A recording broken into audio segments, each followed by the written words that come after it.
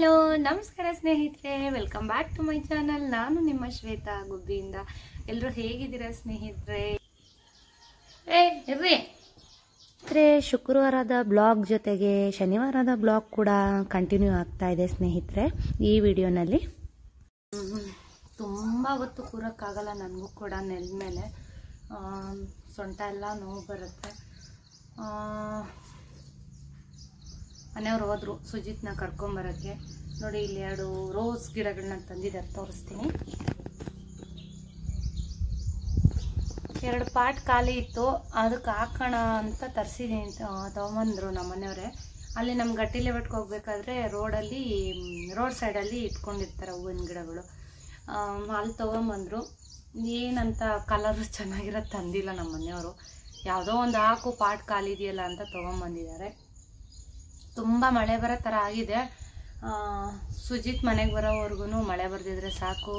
ಅವ್ರಿಗೊಂದು ಛತ್ರಿ ಎಲ್ಲ ಹುಡುಕೊಟ್ಟು ಕಳಿಸ್ದೆ. ಸಾಂಬಾರಾಯಿತು, ರೈಸ್ ಕೂಡ ಆಯಿತು, ತುಪ್ಪ ಕಾಯಿಸಿದ್ದಾಯಿತು, ಮತ್ತು ಮುದ್ದೆ ಬೇಯೋದಕ್ಕೆ ಇಟ್ಟಿದ್ದೀನಿ. ಯಾಕೋ ಗೊತ್ತಿಲ್ಲ, ಇತ್ತೀಚೆಗೆ ವಿಡಿಯೋನ ಮಾಡೋಕ್ಕಾಗ್ತಾ ಇಲ್ಲ. ತುಂಬ ಕೆಲಸ ಅನ್ನಿಸ್ತಾ ಇದೆ, ತುಂಬ ಸ್ಟ್ರೈನ್ ಅನ್ನಿಸ್ತಾ ಇದೆ. ಒಬ್ಬಳೇ ಎಲ್ಲ ಮಾಡಬೇಕಲ್ಲ, ಹಂಗಾಗಿ ನಮ್ಮ ಮನೆಯವ್ರ ಕೈಲಿ ಹೆಚ್ಚು ಕೆಲಸ ನನಗೆ ಮಾಡಿಸೋದಕ್ಕೆ ಇಷ್ಟ ಆಗೋದಿಲ್ಲ. ಪಾಪ ಅವರು ಕೂತು ಮತ್ತೇನಾದ್ರು ಪ್ರಾಬ್ಲಮ್ ಆಗ್ಬಿಡುತ್ತೆ ಅಂತ ಭಯ ಅಷ್ಟೇ. ಗಾಡಿ ಓಡಿಸೋದೇ ಅವರು ಇವಾಗ ಜಾಸ್ತಿ ಗಾಡಿ ಓಡಿಸ್ತಿದ್ದಾರೆ. ಇವಾಗ ಸುಜಿತ್ ಕರ್ಕೊಬರೋದು, ಬಿಟ್ಟು ಬರೋದು, ಇದೆಲ್ಲ ತುಂಬ ಭಯ ನನಗೆ. ಅವ್ರು ಜಾಸ್ತಿ ಗಾಡಿ ಓಡಿಸ್ಬಿಟ್ರೆ. ಮಳೆ ಬರೋಂಗೆ ಆಗಿದೆ. ಅಷ್ಟರಲ್ಲಿ ಇದನ್ನು ಹಾಕೋಣ ಸುಜಿತ್ ಬರೋ ಅಷ್ಟರಲ್ಲಿ ಗಿಡಗಳನ್ನ ಅಂತ ಅಂದ್ಕೊಂಡೆ. ತುಂಟು ಸೂಜಿ ಬಂದರೆ ಖಂಡಿತ ಇದೆಲ್ಲ ಹಾಕಕ್ಕೆ ಬಿಡಲ್ಲ. ಮಣ್ಣೆಲ್ಲ ಕಿವುಚಿ ಮತ್ತಷ್ಟು ಕೆಲಸ ತೋರಿಸ್ತಾನೆ ನನಗೆ. ನೋಡಿ, ಬೋನ್ಸಾಯಿ ಗಿಡ ನೋಡಿ ಎಷ್ಟು ಚೆನ್ನಾಗಿತ್ತು. ಸುಜಿತ್ ಅದನ್ನು ಬಡ್ದು ಅದರಲ್ಲಿರೋ ಎಲೆ ಎಲ್ಲ ಬೀಳಿಸ್ಬಿಟ್ಟಿದ್ದಾನೆ. ನೋಡಿ ಎಷ್ಟು ಚೆನ್ನಾಗಿತ್ತು ಇದು. ತುಂಬ ವರ್ಷಗಳಿಂದ ತಂದೆ ಇರೋದಿದು. ನೋಡಿ, ಬಡ್ದು ಹೆಂಗೆ ಮಾಡಿದ್ದಾನೆ ಅಂತ. ಎಲೆ ಎಲ್ಲ ತುಂಬ, ಚಿಗುರುಗಳೆಲ್ಲ ತುಂಬ ಚೆನ್ನಾಗಿ ಬಂದಿದೆ. ಇದೇನಿಲ್ಲ, ಜಸ್ಟ್ ಮೇಂಟೆನೆನ್ಸು. ಬರೀ ನೀರು ಹಾಕೋದಷ್ಟೇ ಯಾವಾಗಲೂ. ಇದಕ್ಕೇನು ಎಕ್ಸ್ಟ್ರಾ ಗೊಬ್ಬರ ಇದೆಲ್ಲ ಏನೂ ಹಾಕೋಂಗಿಲ್ಲ. ಬರೀ ಕೋಕೋ ಪೌಡ್ರ್ ಹಾಕಿದ್ದೀನಿ ಎಕ್ಸ್ಟ್ರಾ ಅಂತ. ತುಂಬ ಚೆನ್ನಾಗಿದೆ ಇದು. ನೋಡಿ, ಎಲೆಗಳೆಲ್ಲ ಬಡ್ದು ಸುಜಿತ್ತು ಕಿತ್ತಾಕಿದ್ದಾನೆ ಒಂದಷ್ಟು.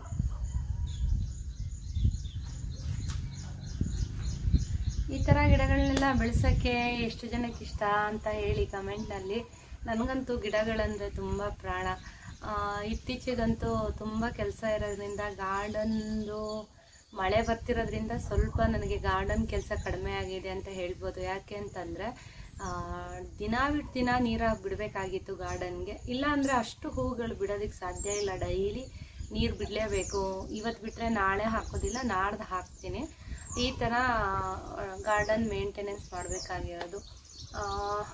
ಕರಿಬೇವು ಕಿತ್ಕೊಬರ್ಬೇಕು ಸ್ವಲ್ಪ. ಅಪ್ಪ ಬರ್ತೀನಿ ಅಂತ ಹೇಳಿದರು, ಯಾವಾಗ ಬರ್ತಾರೋ ಗೊತ್ತಿಲ್ಲ.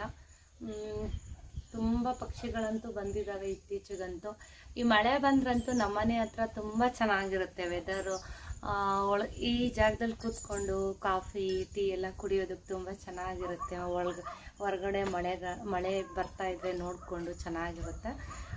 ಮತ್ತು ಬಾಲ್ಕನಿಲಿ ಒಂದು ಜೋಕಾಲಿನ ಆರ್ಡ್ರ್ ಮಾಡಿದ್ದೀನಿ. ಏನಂತಾರೆ ಅದು, ಸ್ಟೀಲ್ದು ಏನಂತಾರೆ ಅದ್ರ ಹೆಸರು ಬರ್ತಾ ಇಲ್ಲ ನನಗೆ. 2 ಸೀಟ್ದು ಒಂದು ಜೋಕಾಲಿನ ಆರ್ಡ್ರ್ ಮಾಡಿದ್ದೀನಿ. ಯಾಕೆಂದರೆ ಅದು ವಯರೆಲ್ಲ ಬಿಸಿಲಿಗೆಲ್ಲ ಬಿಚ್ಕೊಂಡ್ಬಿಟ್ಟಿದೆ. ಮುಸ್ಲಿಮ್ಸ್ಗೆ ಹೇಳಿರೋದು ಮಾಡೋದಕ್ಕೆ. ಇವಾಗ ಮುಸ್ಲಿಮ್ಸ್ ಹಬ್ಬ ಇತ್ತಲ್ವಾ, ಅಣ್ಣ ಬಂದು ಪಾಪ ಅವ್ರದ್ದು ಹಬ್ಬ ಎಲ್ಲ ಮುಗಿಸ್ಕೊಳ್ಳಿ, ಹಬ್ಬ ಎಲ್ಲ ಆದಮೇಲೆ ಮಾಡಿಕೊಡ್ತೀನಿ ಅಂತ ಹೇಳಿದ್ದಾರೆ. ನೋಡೋಣ ಯಾವಾಗ ಮಾಡಿಕೊಡ್ತಾರೆ. ಮನೆಯವ್ರಿಗೆ ಕಾಲ್ ಮಾಡಿ ಕೇಳಂತ ಹೇಳಬೇಕು. ಸ್ನೇಹಿತರೆ, ನೀವೆಲ್ಲ ಹೇಗಿದ್ದೀರಾ? ಮತ್ತು ಇನ್ನೇನು ವರಮಹಾಲಕ್ಷ್ಮಿ ಹಬ್ಬ ಬರ್ತಾ ಇದೆ.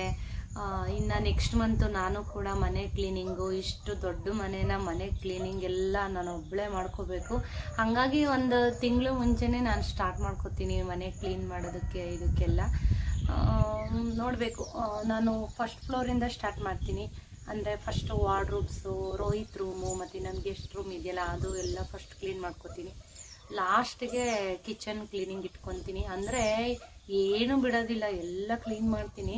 ಹಾಗಾಗಿ ಸ್ವಲ್ಪ ಕೆಲಸ ಜಾಸ್ತಿ. ಸ್ವಲ್ಪ ಒಂದು ತಿಂಗಳಿಂದನೇ ಕೆಲಸ ಶುರು ಮಾಡ್ತೀನಿ. ತುಂಬ ಪರ್ಚೇಸಿಂಗ್ ಹೋಗ್ತೀನಿ ವರಮಹಾಲಕ್ಷ್ಮಿ ಹಬ್ಬದಲ್ಲಂತೂ. ವರ ದುಡ್ಡೆಲ್ಲ ತುಂಬ ಖರ್ಚು ಮಾಡಿಬಿಡ್ತೀನಿ. ವರಮಹಾಲಕ್ಷ್ಮಿ ಹಬ್ಬ ಅಂದರೆ ನಂಗೆ ಹಂಗೇನೆ ತುಂಬ ಇಷ್ಟ. ನಾನು ಕೂಡ ಏನಾದರೂ ತೊಗೋತೀನಿ, ಸ್ಯಾರಿ ಪರ್ಚೇಸ್ ಮಾಡಬೇಕು. ಈ ಸಲ ವರಮಹಾಲಕ್ಷ್ಮಿಗೆ ಯಾವ ಥರ ಡೆಕೋರೇಷನ್ ಮಾಡೋದು ಅಂತ ಪ್ಲ್ಯಾನ್ ಮಾಡ್ತಾ ಇದ್ದೀನಿ. ಇನ್ನೂ ಅಷ್ಟು ಐಡಿಯಾ ಸಿಕ್ಕಿಲ್ಲ. ಹೋದ ವರ್ಷದ ವರಮಹಾಲಕ್ಷ್ಮಿ ಪೂಜೆನ ಅಥವಾ ಹೋದ ವರ್ಷ ವರಮಹಾಲಕ್ಷ್ಮಿನ ಹೇಗೆ ಇಟ್ಟಿದ್ದೀನಿ ಅಂತ ಯಾರಾದರೂ ನೋಡಿಲ್ಲ ಅಂತ ಅಂದರೆ ಖಂಡಿತ ನನ್ನ ಚಾನಲ್ನಲ್ಲಿ ಇದೆ, ಹೋಗಿ ನೋಡ್ಕೊಂಬನ್ನಿ. ಮಹಾಲಕ್ಷ್ಮಿ ಪೂಜೆನ ಹೇಗೆ ಮಾಡಿದ್ದೀನಿ ಅಂತ ನಿಮಗೆ ಇಷ್ಟ ಆಗುತ್ತೆ ಅಂತ ಅನ್ಕೋತೀನಿ.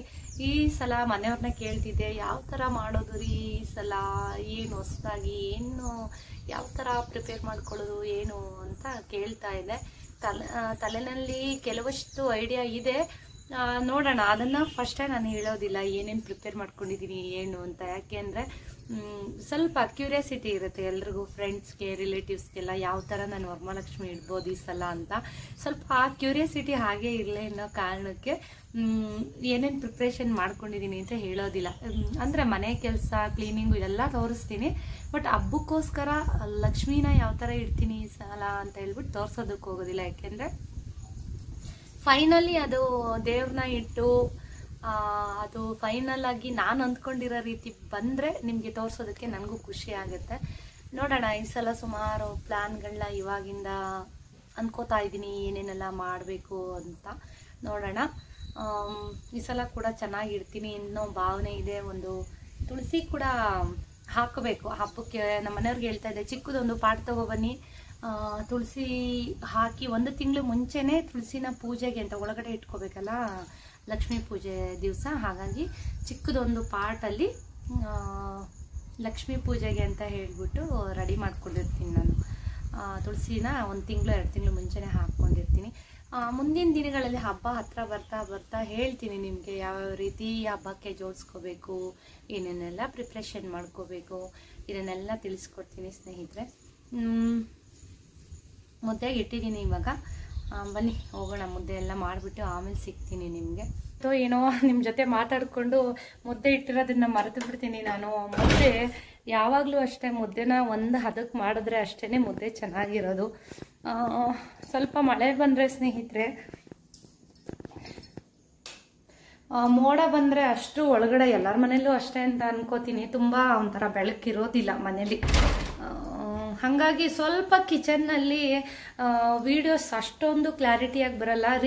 ರಿಂಗ್ ಲೈಟ್ ಕೂಡ ಇದೆ, ಬಟ್ ನನಗೆ ಅದನ್ನೆಲ್ಲ ಹಾಕ್ಕೊಂಡು ವಿಡಿಯೋ ಮಾಡೋವಷ್ಟು ಪೇಷನ್ಸು ನನಗಿಲ್ಲ, ಅಷ್ಟೊಂದು ಟೈಮ್ ಕೂಡ ಇಲ್ಲ.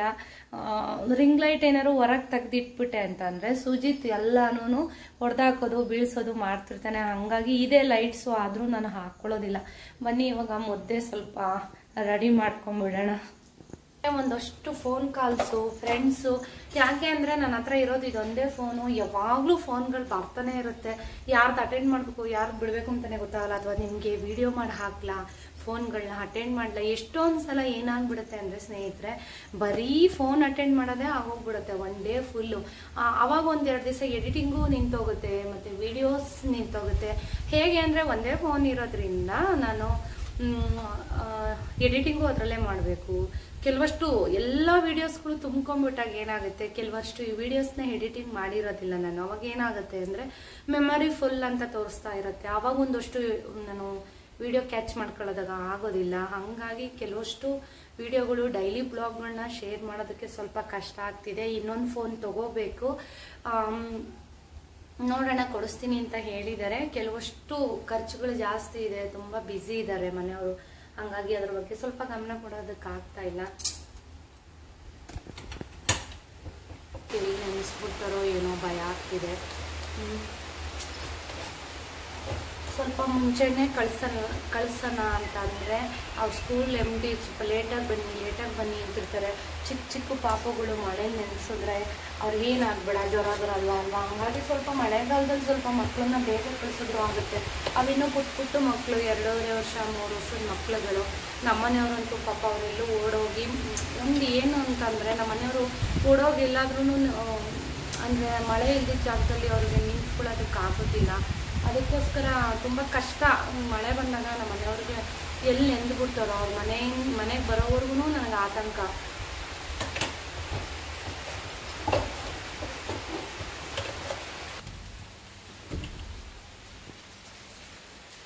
ಹಲೋ ನಮಸ್ಕಾರ ಸ್ನೇಹಿತರೆ, welcome back to my channel. ನಾನು ನಿಮ್ಮ ಶ್ವೇತಾ ಗುಬ್ಬಿಯಿಂದ. ಎಲ್ಲರೂ ಹೇಗಿದ್ದೀರಾ? ಎಲ್ಲರೂ ಆರಾಮಾಗಿದ್ದೀರಾ ಅಂತ ಭಾವಿಸ್ತಾ ಇವತ್ತಿನ ಬ್ಲಾಗ್ನ ಶುರು ಮಾಡ್ತಾ ಇದ್ದೀನಿ. ಇವತ್ತು ಬಂದು ಶನಿವಾರ, ಬೆಳಗ್ಗೆನೆ 4 ಗಂಟೆಗೆ ಎದ್ದು, ನಿಮಗೆ ಗೊತ್ತೇ ಇದೆ, ರೆಗ್ಯುಲರ್ ವ್ಯೂವರ್ಸ್ ಆಗಿದ್ರೆ ಗೊತ್ತಿರುತ್ತೆ ಶನಿವಾರದ ಪೂಜೆ ಹೇಗಿರುತ್ತೆ ಮತ್ತು ಯಾವ ಟೈಮಿಂಗ್ ಮಾಡ್ತೀನಿ ಅಂತ. 4 ಗಂಟೆಗೆ ಎದ್ದು ಪೂಜೆ ಎಲ್ಲ ನೈವೇದ್ಯಕ್ಕೆ ಖಾರ ಪೊಂಗಲು ಸಿಹಿ ಪೊಂಗಲ್ ಎರಡೂ ಮಾಡಿದ್ದೆ, ಪೂಜೆಗೂ ಆಗುತ್ತೆ ಅಂತ. ಪೂಜೆ ಎಲ್ಲ ಮುಗಿಸಿ ಇವಾಗ ದೇವಸ್ಥಾನಕ್ಕೆ ಹೋಗ್ತಾ ಇದೀವಿ. ಎಲ್ಲಿ ಅಂದರೆ ನಮ್ಮ ಊರ ಹತ್ರ ಇರೋಂಥದ್ದು. ನೋಡಿದ್ದೀರಾ, ಸುಮಾರು ವ್ಯೂವರ್ಸ್ ನೋಡಿದ್ದೀರಾ, ನಮ್ಮ ಬಾರೆ ತೋಟದ ಪಕ್ಕದಲ್ಲೇ ಇದೆ ಶನಿಮಾತ್ಮನ ದೇವಸ್ಥಾನ. ಅದಕ್ಕೆ ನಾವು ಒಂದು 2 ತಿಂಗಳು 3 ತಿಂಗಳಿಗೆ ಒಂದ್ಸಲ ಹೋಗ್ತಾ ಇರ್ತೀವಿ. ತುಂಬ ದಿನಗಳಾಯಿತು. ನಮ್ಗಿಂತ ಸುಜಿತ್ತೆ ಜಾಸ್ತಿ ಹೋಗೋಣ ಅಂತ ಅಂತಿದ್ದಾನೆ, ಹಾಗಾಗಿ ಅಲ್ಲಿಗೆ ಹೋಗ್ತಾ ಇದ್ದೀವಿ. ಸುಜಿತ್ದೊಂದು ಸ್ಟೋರಿನ ನಿಮಗೆ ದೇವಸ್ಥಾನಕ್ಕೆ ಹೋಗಿ ಬಂದಮೇಲೆ ಹೇಳ್ತೀನಿ. ಸುಜಿತ್ ಬಂದು ನಾನು ಸುಮಾರು ಸಾರಿ ಹೇಳಿದ್ದೀನಿ, ಸುಜಿತ್ ಬಂದು ಶನ್ಮಾತ್ಮನ ಆಶೀರ್ವಾದದಿಂದನೇ ಹುಟ್ಟಿದ್ದಂಥವನು. ಹಂಗಾಗಿ ಯಾವಾಗಲೂ ಅಲ್ಲಿ ಹೋಗ್ತಾ ಇರ್ತೀವಿ. ಇವಾಗ ಅವನು ಹೋಗೋಣ ಅಂತ ಹೋದ್ಸಲನೇ ಹೇಳ್ತಾ ಇದ್ದ, ಅದಕ್ಕೋಸ್ಕರ ಹೊರಟಿದ್ದೀವಿ. ಬನ್ನಿ ಹೋಗಿ ಬರೋಣ. ಸುಮಾರು ಸಲ ನಿಮಗೆ ಆ ದೇವಸ್ಥಾನನ ತೋರಿಸಿದ್ದೀನಿ. ಆಲ್ರೆಡಿ ನಾವೆಲ್ಲ ಹೊರಟಿದ್ದಾಯಿತು. 4 ಗಂಟೆಗೆ ಎದ್ದಿದ್ದಲ್ವ, ಕಣ್ಣೆಲ್ಲ ತುಂಬ ಚುಚ್ಚುತ್ತಾ ಇದೆ. ಯಾಕೋ ಈ ಕಣ್ಣು ಈಚಿಂಗ್ ಬೇರೆ ಸ್ಟಾರ್ಟ್ ಆಗಿದೆ, ಯಾಕೋ ಗೊತ್ತಿಲ್ಲ, ಉಜ್ಜುತ್ತಾ ಇದ್ದೀನಿ. ಇವತ್ತೇನು ಡ್ರೈವರ್ ಇಲ್ಲ, ನನ್ನದೇ ಡ್ರೈವಿಂಗ್ ಇರುತ್ತೆ. ಬನ್ನಿ ಹೊರಡೋಣ. ಸುಜಿತ್ತು ರೆಡಿಯಾಗಿ ಹೊರಟಿದ್ದಾನೆ. ರೋಹಿತ್ ಕಾಲೇಜ್ಗೆ ಹೋಗಿದ್ದಾನೆ. ಇನ್ನೇನು ಬೆಳಗ್ಗೆನೇ ಪೂಜೆ ಎಲ್ಲ ಮುಗಿಸಿದ್ವಲ್ವ, ಹಾಗಾಗಿ ರೆಡಿಯಾಗಿ ಹೊರಡ್ತಾ ಇದ್ದೀವಿ. ಇವಾಗ ಇಲ್ಲಿಂದ ಏನು ಬಹಳಷ್ಟು ದೂರ ಇಲ್ಲ, ನಮ್ಮ ಜಮೀನು ಪಕ್ಕದಲ್ಲೇ ಇರುವಂಥದ್ದು. ಮುದ್ದುಪುರ ಅಂತ ಅದ್ರ ಹೆಸರು ಬಂದು, ದೇವಸ್ಥಾನದ ಹೆಸರು.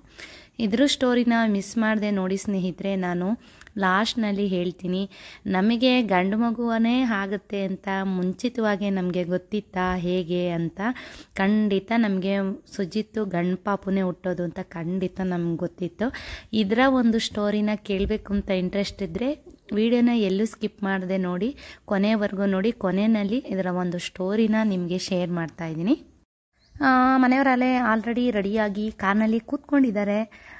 ಗೊತ್ತೇ ಇದೆಯಲ್ಲ, ಎಲ್ಲ ಇಷ್ಟೊಂದು ಗೇಟ್ಗಳನ್ನೆಲ್ಲ ತೆಗೆದು ನಾನು ಮತ್ತೆ ಹಾಕಿ ಕಾರ್ ಈಚೆ ನಿಲ್ಲಿಸಿ ಮತ್ತೆ ಗೇಟೆಲ್ಲ ಲಾಕ್ ಮಾಡ್ಕೊಂಡು ಹೋಗಬೇಕು.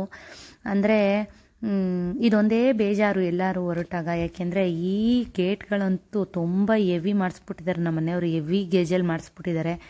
ಮತ್ತು ಅವನ್ನೆಲ್ಲ ತೆಳ್ಳಬೇಕು ಅಂದರೆ ನನಗೆ ಸುಸ್ತಾಗೋಗುತ್ತೆ. ಇವಾಗ ನೋಡಿ, ಕಾರೆಲ್ಲ ತೆಗೆದು ನಿಲ್ಲಿಸಿ ಮತ್ತೆ ಎಲ್ಲ ಲಾಕ್ ಮಾಡಿಕೊಂಡು ಹೊರಡಬೇಕು ನಾನಿವಾಗ. ರೋಹಿತ್ ಏನಾದರೂ ಹೊರಟ್ರೆ ಒಂದು ಸ್ವಲ್ಪ ಹೆಲ್ಪ್ ಆಗುತ್ತೆ. ಅಂದರೆ ನನ್ನ ಕಾರ್ ಈಚೆ ತೆಗೆದಿದ್ದ ತಕ್ಷಣ ಅವನು ಇದನ್ನೆಲ್ಲ ಲಾಕ್ ಮಾಡಿಬಿಡ್ತಾನೆ. ಅವನಿಲ್ದಾಗ ನಾವು ಹೋಗಬೇಕು ಅಂತಂದರೆ ಇದೊಂದು ತುಂಬ ಅಂದರೆ ತುಂಬ ಬೇಜಾರು ನನಗೆ. ಈ ಗೇಟೆಲ್ಲ ಲಾಕ್ ಮಾಡಿ, ಎರಡು ಗೇಟ್ನೂ ಲಾಕ್ ಮಾಡಿ ಹೋಗಬೇಕು. ಇವಾಗ ಹೊರಡ್ತಾ ಇದ್ದೀವಿ. ಇವಾಗ ಕಾರ್ನಲ್ಲಿ ಇರುವಂತಹ ಗಣೇಶನಿಗೆ ಹೂವು ಇಡಬೇಕಲ್ವ, ಹಾಗಾಗಿ ಹೂ ಬಿಡಿಸ್ಕೊಂಡು ಹೋಗ್ತಾ ಇದ್ದೀನಿ. ಇದು ಸಿಂಪಲಾಗಿ ಒಂದು ಟಾಪ್ನ ವೇರ್ ಮಾಡಿದ್ದೀನಿ, ಹೇಗೆ ಕಾಣಿಸ್ತಿದೆ ಅಂತ ಹೇಳಿ. ತುಂಬ ದಿನಗಳಾಯಿತು ಇದು ತೊಗೊಂಡು, ಬಟ್ ವೇರ್ ಮಾಡೋದು ಆವಾಗೊಂದು ಬಾರಿ ಇವಾಗೊಂದು ಬಾರಿ, ಯಾವಾಗಾದರೂ ಒಂದೊಂದು ಬಾರಿ ಹಾಕ್ಕೋತಾ ಇರ್ತೀನಿ.